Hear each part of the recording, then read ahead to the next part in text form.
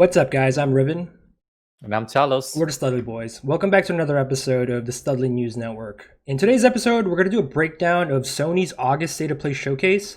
Other topics we're going to talk about is the president moving to ban TikTok and WeChat and what it could possibly mean for video games. Spiderman will be a PS5 exclusive in Marvel's Avengers, Activision Blizzard employees protesting, and so much more.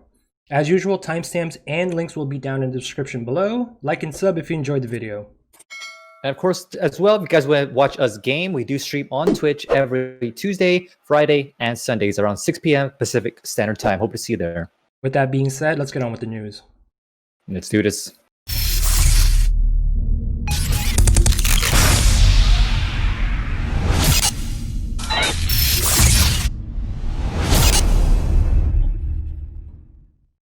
All right, guys, rolling into our very first article here. Obviously, if you guys watched my live reactions, I did a reaction basically to the PlayStation State of Play for August 2020. This, I want to say, yesterday, wasn't it? Or Yeah. 2 days ago, depending on when this video is released. Yeah, it was Thursday, August 6th. Well, this one I felt like it came out of nowhere. There wasn't really much hype behind this one, so it sort of flew really under, wasn't. so it sort of flew under our radars. All right, before we begin, I just wanted to say that Sony specifically said that it's only going to cover third-party PS4 and VR games. So there isn't going to be any next-gen PS5 footage here. So it's just strictly that. Yeah, not much. Yeah, I think there was a few PS5 titles, but a lot of these titles are also coming out for PS4 as well. Yeah. My opinion on this, I felt like it was definitely lackluster. I talked about it during the live reaction, where I felt like there wasn't really any big stuff there. Obviously, the big question that everyone's on their mind is how much is it going to be, the console itself, and when is it coming out. And obviously, they totally neglected that. But my theory, we could talk about that maybe later in this video. But I have a theory of why they're keeping that so sacred right now. But as for the actual press conference here, there's only a few big titles that I was pretty much interested in. But what were you kind of hyped for? Because you kind of liked it a little bit more than me. Well, I wouldn't say I liked it. I felt like my expectations for it was kind of low. I guess I was able to enjoy it because of that. But there was a couple of good ones. Let's move into the first one actually, because that one was really, really good. So this is Crash Bandicoot 4. Now I think they said that the last actual Crash game in the series was the remake, right? Well, it was the remake, but nothing original, basically. If this is actually getting at. Yeah. Well, chronologically in the storyline, I believe Crash Warped was supposed to be the last game, and that was back in the PlayStation 1 era. Yeah. I mean, if you're not including the remakes or the remasters, yeah. So this is like the title says, it's about time they come out with a new game, and it kind of makes sense too because we were talking about this during the very first State of Plays when they showed Ratchet and Clank. It's oh, crew, that's cool. We get Ratchet and Clank. Are we bringing back Crash Bandicoot? And here it is. Yeah. So it was kind of like a nice reveal for those who are, because when you think about it, Crash is one of the original mascots, if I'm not mistaken, for PlayStation PS1 back in the day. It was. Yeah, you're right. It was. It was like their Sony's answer to Mario. Yeah. Yeah, and judging from the trailer, it seems like they didn't really change a lot of the gameplay. The core gameplay style of Crash is still here. It's still platformer. Yeah, they have 2D. They have which I thought was pretty cool. What Crash does is have scrolling levels when Crash is walking towards you. You can't really see what's ahead of him. So I thought that was kind of cool. One of the interesting things is that they said that there's no microtransactions at all. So that's a big one. Yeah, all these costumes you can completely unlock in the game. Yeah. So another thing they also mentioned was if you've played Crash Bandicoot, you have that Tiki power up that follows you around, the Tiki mask. I don't know if they've done it before in previous games, but now the Tiki masks, they each have their own special ability. They give Crash different powers skills. in a way. Yeah. Whereas before, I think it only prevented damage. I think. Yeah, it was like an extra life almost in a way, Yeah, like a second chance. so I think that's kind of cool. As I find it kind of interesting too that the one of the main villains back in the day is also a playable character. Yeah. Yeah, you mentioned it earlier. There's going to be more playable characters. So here you can control Crash, obviously. Coco, I think. Yeah, and Crash's sister Coco, and this is like Neo Cortex. You can finally control him, which is kind of cool though. It was. And this character right here as well. Don't forget him, Dinkleberry. Dingo Dial. I think it's something like that. Yeah. But I don't really remember him. He might have been in the other Crash games, but apparently he was a villain. But now he's a good guy, I guess. Yeah. I don't know. That sounds kind of cool. Overall, it's always fun playing as the villain. It was sort of like when you get to play as Bowser in Super Mario RPG. Yeah.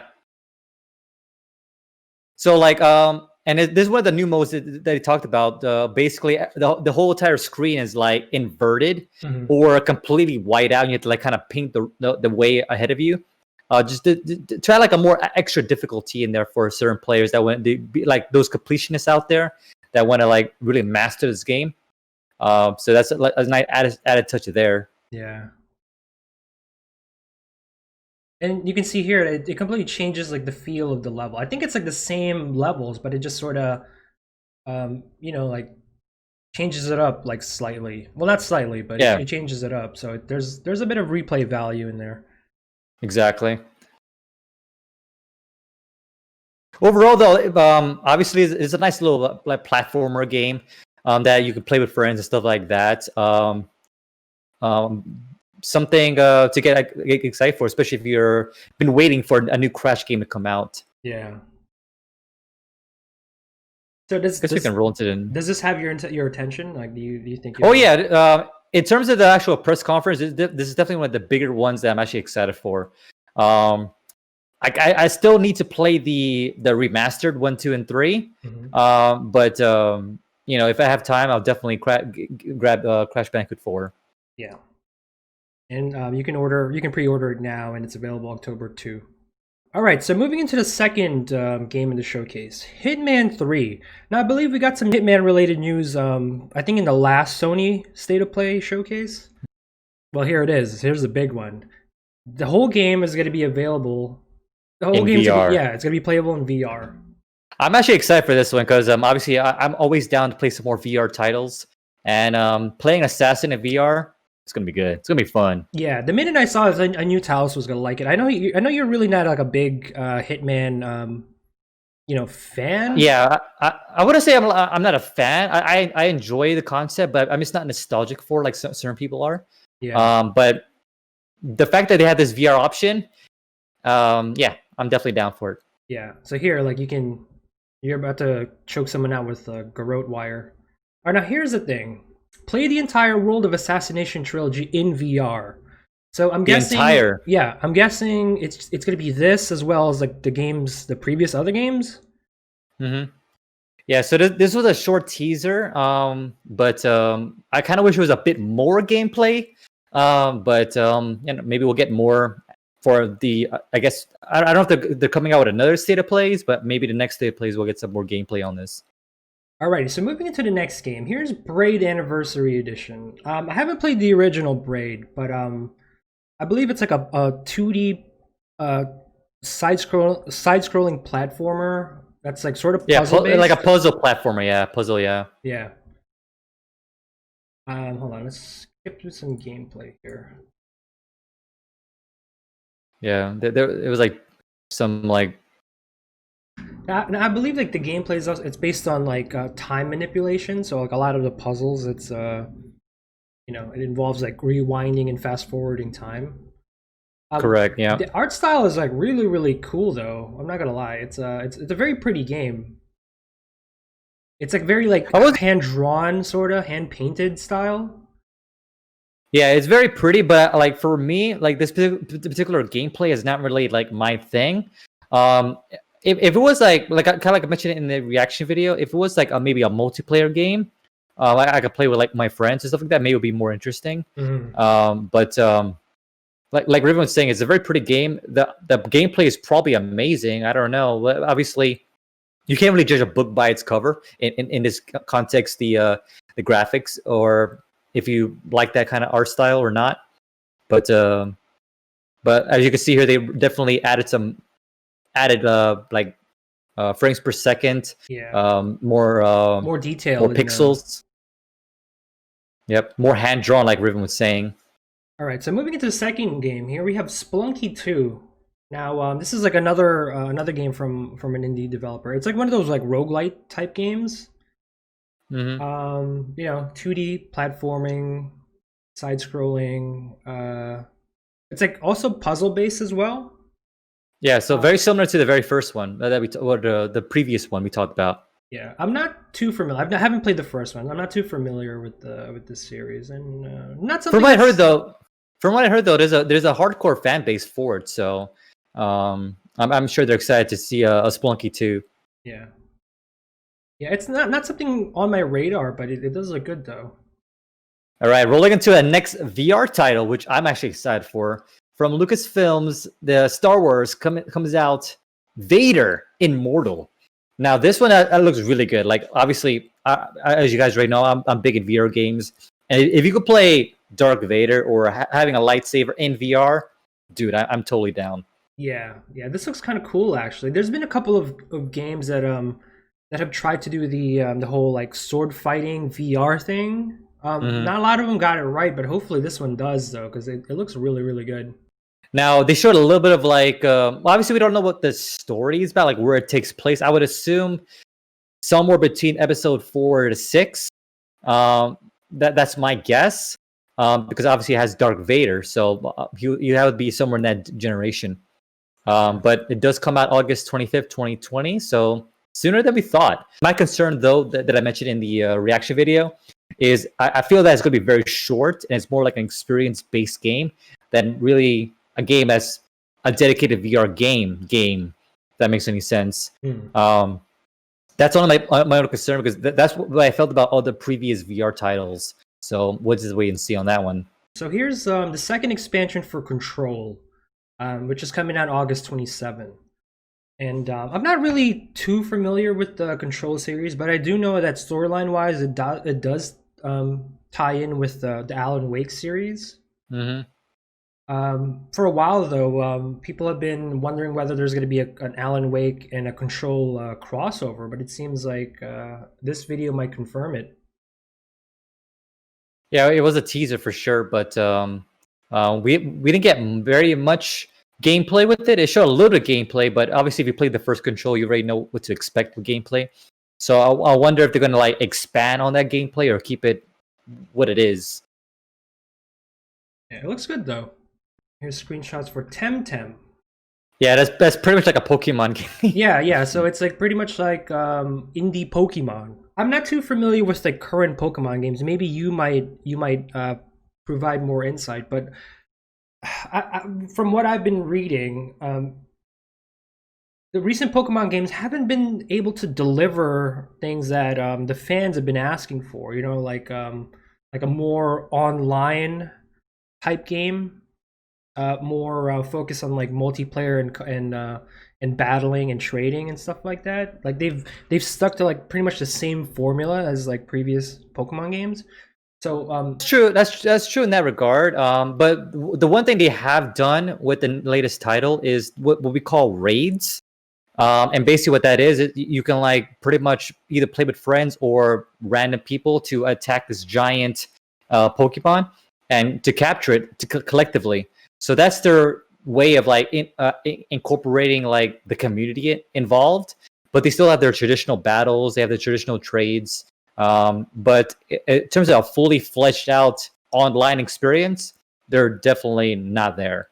I'm curious to see if like Nintendo like put like some kind of like claim on this, because like just looking at this it's like so similar to what like graphically it looks similar. Some of the obviously the fact that these creatures, these Temtems, can actually follow you around. That's pretty much Pokemon-esque. Well, you can battle them. There have been other games that have tried to copy the Pokemon formula, though, but I don't know if. Oh yeah, mini titles. Yeah. Yeah, I don't know if Nintendo have ever tried to stop them, but if Yeah, they've been allowed to as do long it, as they're not using the same like character IPs, then sure. Aesthetically, like yeah, I'm interested, but at the same time, like I don't know. I have to kind of like maybe play around with it myself. Like I wonder if it's free, if it's gonna be online, or do you need do like a subscription base, or I don't know. good question. Does it say? Good question. It doesn't say here. It says PS5, so I'm guessing you might have to be a PS At least Plus. a PS5. Yeah, at least. All right, the next title here that I'm actually kind of excited for is Hood, Outlaws and Legends. It features kind of like a medieval like experience type deal. 4v4 multiplayer experience heist type game.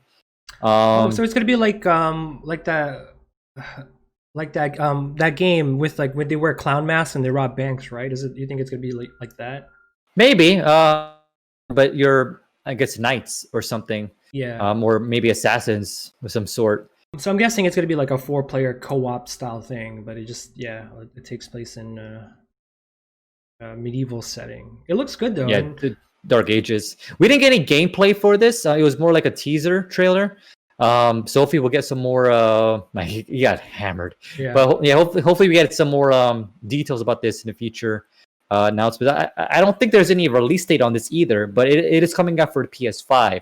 So we'll see how this goes. Yeah, and it says here it's a dark and gritty reimagining of the Robin Hood legend. Oh, So, okay. yeah, so there might be like familiar characters if anyone's familiar with like the Robin Hood story. For the next few titles, we're actually going to kind of rush into it a little bit more because we are kind of getting into one of the bigger titles that was shown in State of Plays.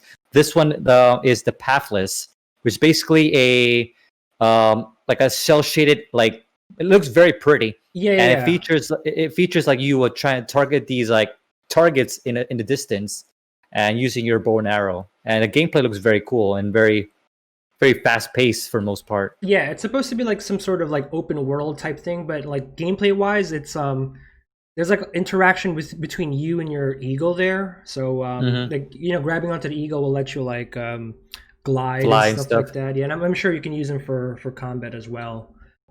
It sort of looks like Breath of the Wild type. Yeah, I mentioned that in the reaction video as well. Yeah, so obviously anything cell shaded has that. Everyone's gonna go back into it looks like Breath in the Wild. So it's all about the gameplay and how it will differentiate itself from Breath of the Wild. Yeah. Here, real quick, you can use the hawk to glide down. Alrighty, so next game is Aon Must Die. So this one is kind of interesting. It's sort of like a 2D beat 'em up with like a really cool looking art style. Almost like cyberpunk-ish. Yes. There's like here we go, like a sort of fighting game slash beat 'em up.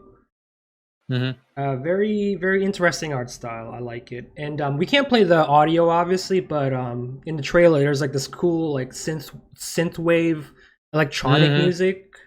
So I'm assuming the whole soundtrack is sort of going to be just like electronic. Alrighty, so this one is Anno Mutation.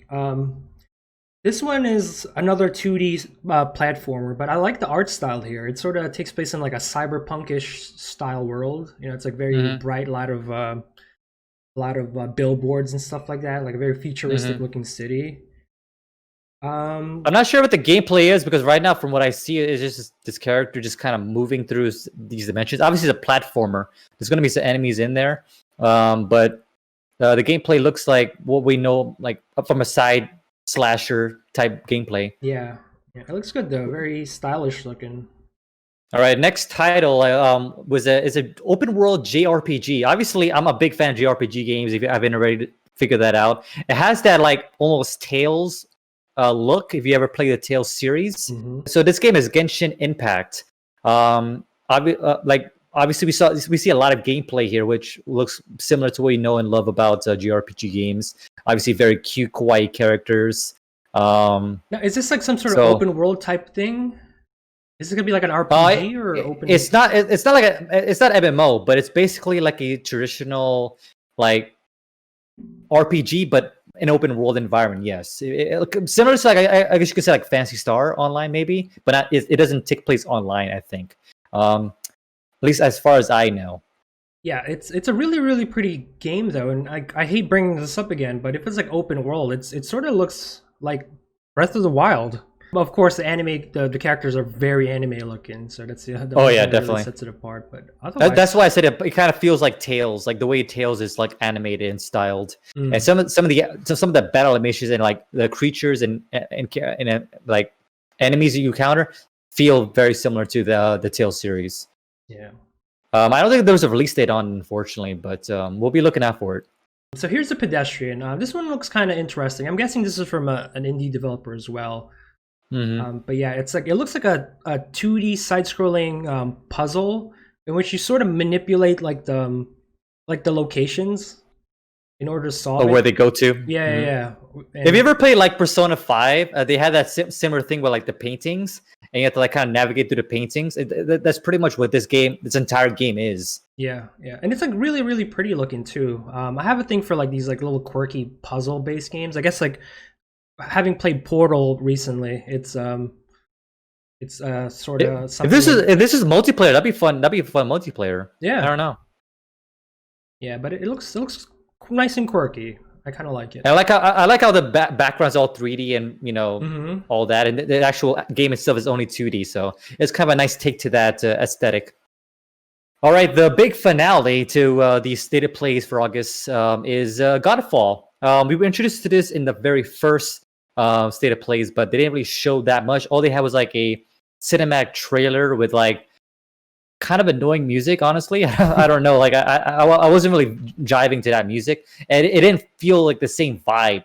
Like obviously when I think of like this game, I think a bit more of like medieval, like epic music, with orchestrate and all that. Well, we showed Godfall again, and they kind of toned back their crazy music and like actually focus on the game. And I'm actually very hyped for this. So like aesthetically, it looks very pretty. But it could be I feel like it didn't feel really truly next gen. I don't know about you, Riven. It felt like it could have been a little bit better, but at the same time, maybe this is only an early build. What do you think? Yeah, well, I sort of agree with the whole it doesn't look next gen thing, but I think what they were really going for was really more gameplay rather than look. I mean, it does look okay. I mean, it does look good though, regardless. It's passable. Yeah, it's definitely passable. Like I'm definitely not going to disregard the game just for not meeting like the gravity of like The Last of Us Part 2, because those graphics were insane. Yeah. But in terms of like here, looks pretty. Yeah. So this game is classified as like a looter slasher. So it's pretty much like it's sort of like games like Borderlands and I guess like the Avengers, Marvel's Avengers. Yeah, and, that's a good one. Torchlight and Destiny and stuff like that. It's really all about combat and grinding for gear, I feel like. So that's what I meant by they were really focusing more on gameplay rather than the graphics, because it's really about like the gameplay. My concern with this game though is I talked about this in my reaction video, but I feel like at a certain point the gameplay will feel very repetitive. So I'm hoping like they'll kind of like add some changes with like upgrades and different weapons that you can use and stuff like that. You can interchange them, but for the most part, I feel like after a while you'll get sick of the slasher, and just for me personally, I'll get bored easy and just like not even finish the game, because like it's like the same crap. You know what I mean? Yeah. Well, I think it will though, because that's pretty much like the nature of a looter game. It's really all about grinding for gear. But here I think they sort of mix it up by giving you like different weapons that you can play with, and I think it changes like the gameplay a little bit. Yeah, a little bit. Well, first off, they said that there's no microtransactions. So that's a big one. That's a big one. That's already like a big selling point for me. So everything you see in the game right now, it's going to be available in the game. And one thing I want to point out too is this is only the first part. They only showed 2 of the weapons in this particular showcase. On the next state of plays, whenever that is, we haven't got a date on that one yet. They're going to be showing the other half of that gameplay. Yeah, the first one is Dual Blades, which is probably more of the quicker pace, multi-combo type style gameplay. Yeah, so this one it's all about hitting fast and being agile. Mm-hmm. Here you can see a quick 4-hit combo, they said. Yeah. So for people who like a more like a flurry, speedy style, this one might be a fun weapon to specialize in. Okay, so the second weapon is longsword. So this one is more your typical sword and shield style gameplay. It's very balanced. Obviously not as quick as dual blades, but you do have like the shield, so it gives you like a couple of defensive options. So you can block, you can time a parry to do counterattacks. Yep, and as Riven mentioned, it's probably the most balanced weapon out there. So like, it doesn't hit light, it doesn't hit heavy. If you like right there in the middle. Yeah, so like the game itself, like I'm very interested in. It's one of those exclusive PlayStation titles, and looks like it might be a launch title as well. As I said, it's coming out holiday 2020. So it feels like a pretty strong like title for exclusivity. But at the same time, like I'm just concerned about the repetition of it, and like Riven was saying, it's probably going to have that repetition, so that's unavoidable. But maybe they feature some like co-op options. Maybe it will be so bad, but I don't know. What do you think, Riven? Yeah, I think I think it will have co-op. I don't see why not though. Hopefully there's like, it looks like it might just be 2-player co-op, but that'd be kind of cool if they had a 4-player co-op. That would be pretty cool. Gameplay wise, like I do like this style of gameplay. I do like looter shooters. Like I play Diablo and like Destiny and Borderlands. So I'm used to like sort of repetitive grindy gameplay. But like you said, it's not for everyone. So yeah, as long as it's not like too grindy. You know what I mean? Like it takes forever to like get your next upgrade type grindy. But as long as there's like it feels rewarding, then I think there's like a fine balance between that. Yeah. Okay, so final thoughts. Like I mentioned in the intro, this one sort of flew under my radar a little bit, and so I came in with lower expectations. But overall, I think it wasn't too bad. Sony said that Sony laid out their disclaimer, right? It's only gonna feature so and so, and it's exactly what they described. And surprisingly, it showed a lot of gameplay. Like I want to say almost all the videos were mostly gameplay, which is more than I can say for most showcases. They only end up showing cutscenes and stuff like that, or teasers. But overall, some of the titles were kind of lackluster and underwhelming. But as a showcase as a whole, it wasn't too bad. I'm just happy with the gameplay. What about you? Yeah, just to piggyback on Riven, like I pretty much agree with him. Like some of the titles, like I wasn't really feeling, but it's not really for me. But I'm sure other people might be excited for. But the titles that we were excited for, we're definitely excited for, and it did live up to what they set out for us. But if you compare it with the other showcases, it is definitely one of the weaker ones. I honestly think the Xbox conference from last week was better than this one, but only because there's other titles. But overall, this is only one. We saw the expectations for it, and we just have to set those expectations low, and then you'll probably be satisfied in the end. But so there's still some titles that we're excited for, but obviously, the biggest thing is like how much is the console going to be, and when is it coming out? But maybe we'll see it. And I kind of talked about this before as well. Like my theory, but the whole price thing, they're waiting for the Xbox to reveal their price. It's always been their strategy to kind of wait for Xbox to reveal their price and when it's coming out before, and see the reaction of the audience before they make their announcement. So I think that's my understanding.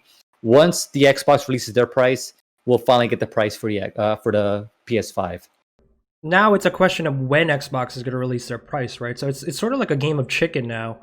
And yeah, it really is. We're only a couple months away from the great battle of the next gen consoles later on the year. So hopefully it's soon. Yeah. If you don't get a price by September, I think that's too long. That's too long. I'm hoping we'll get it either end of this month maybe at the latest early next month. And like we mentioned before, with the whole Xbox thing, there will be another Xbox showcase later this month. I'm not sure the exact date on it. Was there a date exact? Okay, so it looks like we don't have a date yet, but they're definitely hinting one for August. And I think they mentioned that they're going to focus more on the Xbox Series S, which is their smaller mini version, and announced that as well. But once we have a date for that, we'll also be doing an action for it, and also doing another breakdown video for that conference. So stay tuned for that. All right, guys, rolling into our next article here. A big one, a very big one, where basically President Trump himself has, we talked about this before, but now it looks like it's getting closer to that, where he's thinking about banning WeChat and also banning the popular viral app TikTok, which is owned by ByteDance. Yeah, so these two platforms, they're not exactly connected to video game companies directly, but WeChat indirectly they do. Indirectly we could talk about that. Yeah. So here's the article. Trump's WeChat ban could touch everything from Spotify to League of Legends. So last night, the Trump administration issued a pair of stunning executive orders against Chinese technology companies, banning U.S. transactions with the companies after a deadline of September 20th. The immediate focus has been on TikTok, which was targeted through its parent company ByteDance, but the second order could have a far more unpredictable impact, targeting the text app WeChat and its parent company Tencent. Tencent is one of the largest tech companies in the world. It's spent the last few years buying stakes in video game studios, music companies, and social media apps. It's bigger than ByteDance, and with significant ownership takes in Snap, Blizzard, Spotify, and others.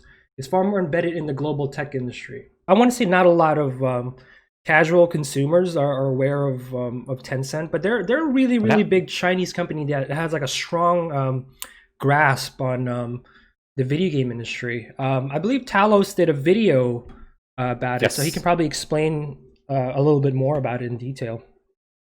Yeah, if you guys do want to watch that video, I talked about the whole TikTok ban and also Chinese-based companies in my Market Watch video. So we have that link in the description as well as somewhere annotated on the top. But basically, yeah, Tencent is a powerhouse in terms of the gaming community. They own League of Legends completely. Well, correction. They own Riot Games, which makes League of Legends. They also own Valorant as well. They also own a portion of Fortnite.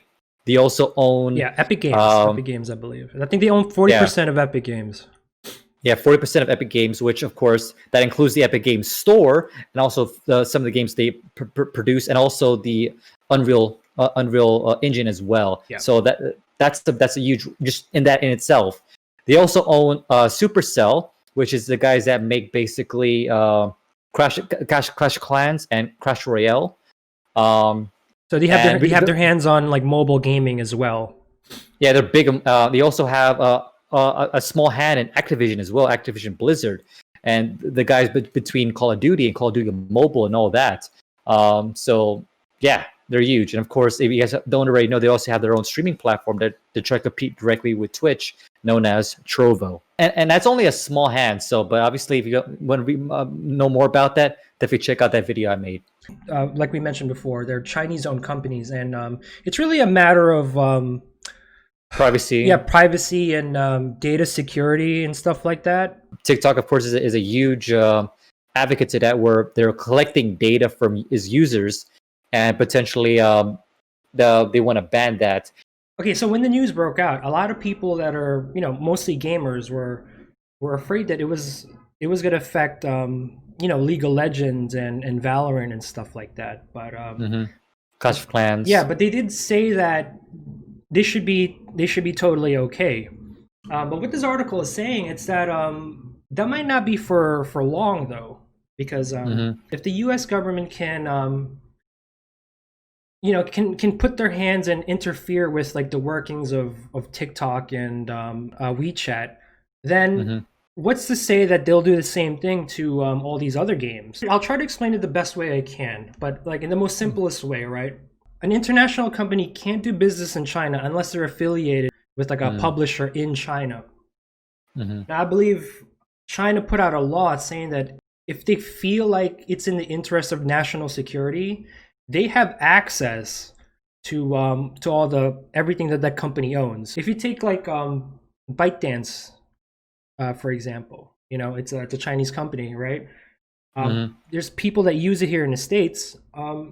If they feel like, you know, it's like within the interest of the Chinese Communist Party, they can access everything there, all the information that they have in their servers whenever they want. Sure. So that's what makes it dangerous. I think we covered this story a while back. Remember with the Valorant security issue? It was a way to like alleviate or stop the cheaters and hackers. Yeah. But it was kind of, they took a strenuous approach to it. Yeah, it was like very extreme, very invasive. I think it had like kernel level access to most people's like PCs, right? I think that was like the big issue. You know, there has to be some sort of like regulation to that type of stuff. All right, guys, rolling into Talos Tidbits. Before we get started, a word from our sponsors. Today's sponsored video is our Amazon affiliate links. We set up links to the various equipment we use to stream and produce these shows. Every streamer and YouTuber needs a good mic, which is why we use the Blue Yeti microphone. The mic that we use offers the crisp audio quality at an affordable price. So definitely check out the links down below for affiliate links, and any support there also supports us right here in the show. The first article here, Nintendo is about to hike the Switch targets to kind of combat some of the shortages in Switch consoles. So reports say 420% surge in profits due to the pandemic lockdown. So obviously a lot of people are looking for that console, and it's been sold out everywhere. Like we talked about in numerous videos we had before. So we said they're going to be increasing that in months to come. All right, next one is Netflix, a new video game documentary series being narrated by the voice of Mario. So this documentary is basically the golden age of video games, covering pretty much from Pac-Man to Doom, and it premieres in Netflix August 19. The next article is the Xbox Game Pass looking like they're going to be adding a ton of new games today.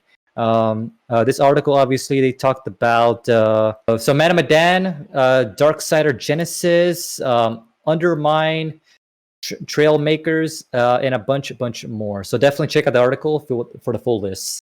In some sad news, for those who know about Akihabara, looks like some of the arcades will be closing. So obviously sad news for me because I was actually planning to go to Japan, and that was one of the spots I was going to check out.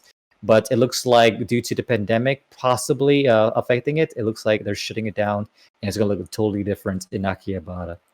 In PS4 controller news, it looks like it just won't work for the PS5 games. I don't know why this is such a big deal, because obviously, if I recall correctly, the PS3 games didn't work for the PS4 games also. And I know other next-gen consoles typically don't have the previous controls working for it, but a lot of people has been talking about it in the news, why it won't work for the PS5 games. So check that out if you guys are interested on like any specifics. For an updated news, it looks like the U.S. Army is returning back to Twitch and unbanning users, at least for now. In Pikmin 3 news, it looks like it's coming out with a deluxe for the Switch on October 30th. So definitely exciting news for Pikmin fans out there. Another rumored game, Final Fantasy 16. They're saying that this might be a timed PS5 exclusive title. Obviously, it's still a rumor at the current phase, but once we know more about it and any footages from it, we'll definitely cover that for you when that time comes. Finally, Cyberpunk 27, their next Night City Wire live stream will be coming this Monday. So we'll be doing kind of a breakdown of that in our next week's video for Study News. So definitely stay tuned for that. Hopefully we'll get some more interesting gameplay for it. But that pretty much concludes the Talos Tidbits. Obviously, like I mentioned before, all the links to the articles I talked about will be in the description for you guys to check out for more details. Now let's go back into the main news. Alrighty, so moving into the next article. Last week's episode, we covered the Avengers demo breakdown. If you guys want to check that out, I'll leave the link down in the description below. But we got like a quick update here. We got news that Spiderman will be a PlayStation exclusive character for Marvel's Avengers. In a move already being roundly criticized on social media, Crystal Dynamics' Jeff Adams revealed today that Spider-Man will be available as a free update for PlayStation 5 players. Offers no insight as to why PC and Xbox players would miss out on outlining no exclusive content for either one of those systems. It doesn't appear to be a timed exclusive. Console makers have long tried to secure loyalty by paying for exclusive content, though it's Sony that has pushed more of that lately, seemingly unbothered by the backlash that it screws over fans of rival systems. PlayStation has a deal with Rockstar Games that offer exclusive unlockables for the otherwise multi-platform Red Dead Redemption 2. It also used to regularly get exclusive Destiny 2 mission years before those missions would be available to Xbox players. So according to this, it's not really anything out of the ordinary. It's something that Sony has already been doing. And according to this, the Spider-Man will be the only exclusive character. So we're not getting an Xbox exclusive character. We're not getting a PC exclusive character. Only Spider-Man will be an exclusive character. And unfortunately, it sounds like it's only going to be for PlayStation. On the one hand, it's like a really, really smart business model on Sony's end, to scoop up all these exclusives. I think that's like the real strength, really. It's they're exclusive games, and then exclusive characters now, apparently. I don't really like this. I feel like it's pretty scummy. Yeah, I feel like it's like anti-consumer as well. I'm a little disappointed that Xbox, or rather Microsoft, didn't work their own exclusive deal then in regards to this, though. It's just a character, you know what I mean? Like, I can understand like if they have like exclusive levels, possibly, but at the same time, this is just a character, a playable character that people love. And like a good comment that Chris Sora, one of our friends, mentioned is like, if this was kind of based on like the Insomniac like Spider-Man, it feels a little less scummy. But if it's like completely new and just having the character exclusive just to be exclusive, then that is pretty scummy. Yeah, but it sucks. but I feel the pain though for the Xbox players out there though, and PC players as well. Yeah. Xbox has it rough, man. It's like the only thing they have really going for them is their Game Pass right now, but all these like really cool exclusives are all going to to Sony. It's like really, really unfortunate. All right, moving on to the next article. There's been some emerging news going on from the Blizzard Activision side of things. Apparently, there's been some sort of protest going on with Blizzard employees regarding. Well, before we get started there, though, just to kind of recap a little bit. Recently, Activision Blizzard posted their highest earnings from the latest earnings report. Yeah. And an employee pretty much came forth and talked about the pay disparity between certain employees in that company. Right. So let's go into the article right now. Here we go. Activision Blizzard boasts records results while employees protest pay inequity. Okay, so this part of the article was what really stood out for me.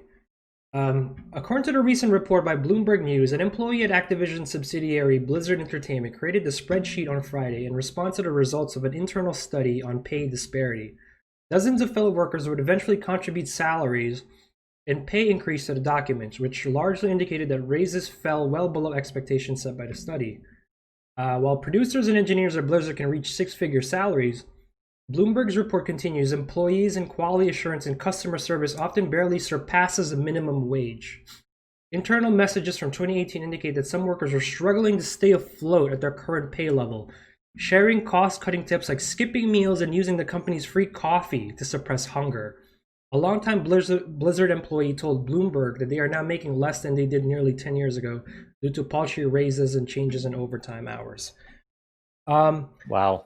So the engineers themselves, I guess they're okay, but it's the customer service people and quality assurance is really now. Obviously, we're not mentioning that they should make the same money as the engineers, but at the same time, we also want to make sure to have some kind of equality in terms of obviously they shouldn't be running trying to get free coffee just to kind of surpass hunger. That's not right. Obviously, we don't know how true accurate this source is, but at the same time, I can see that happening for some companies, and it's not the first case that Activision Blizzard got into the news about their highest grossing earnings, but then not supporting and end up cutting 800 staff members, for example. I want to say it happened like a few years ago.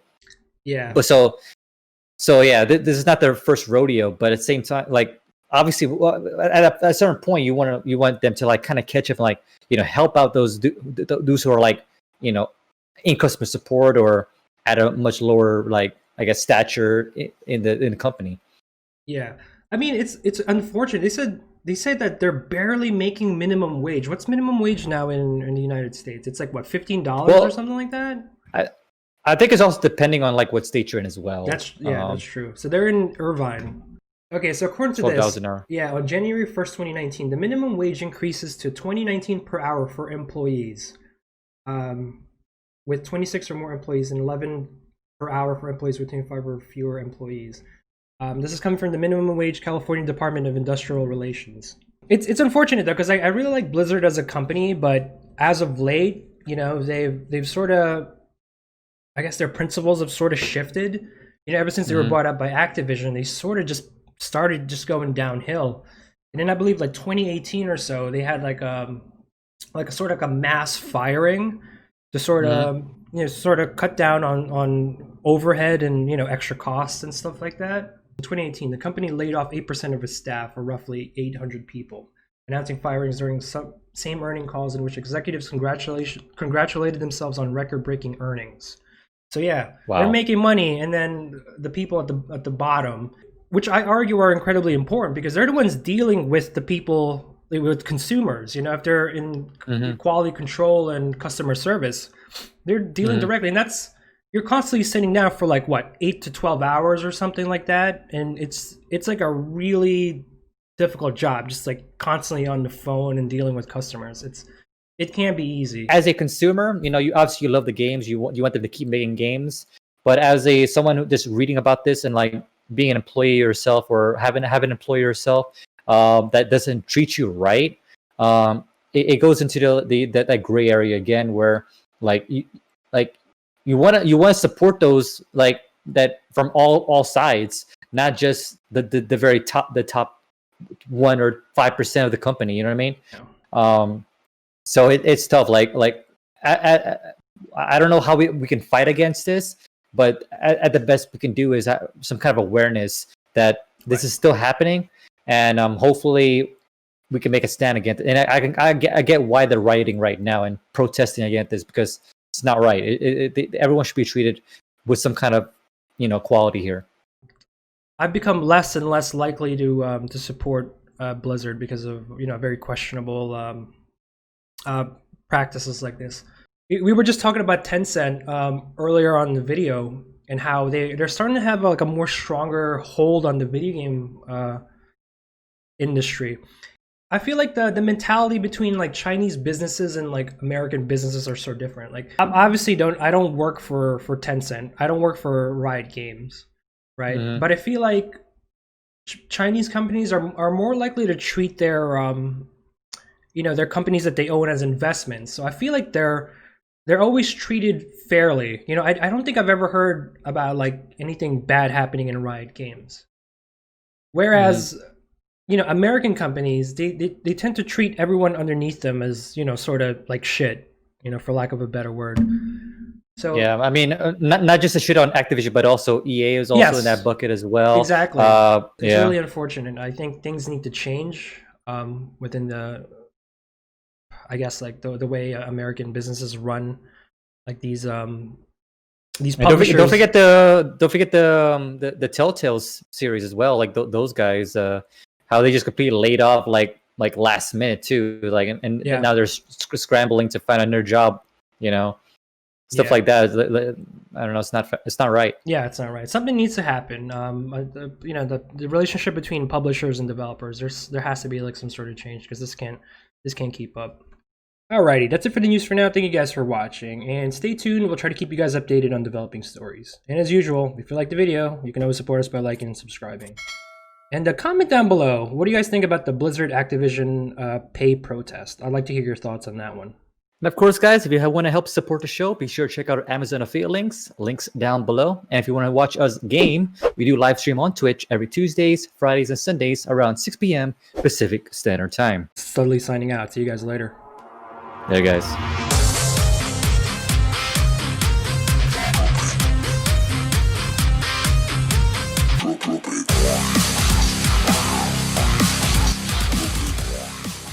That's it. That's it. I don't know what else to say.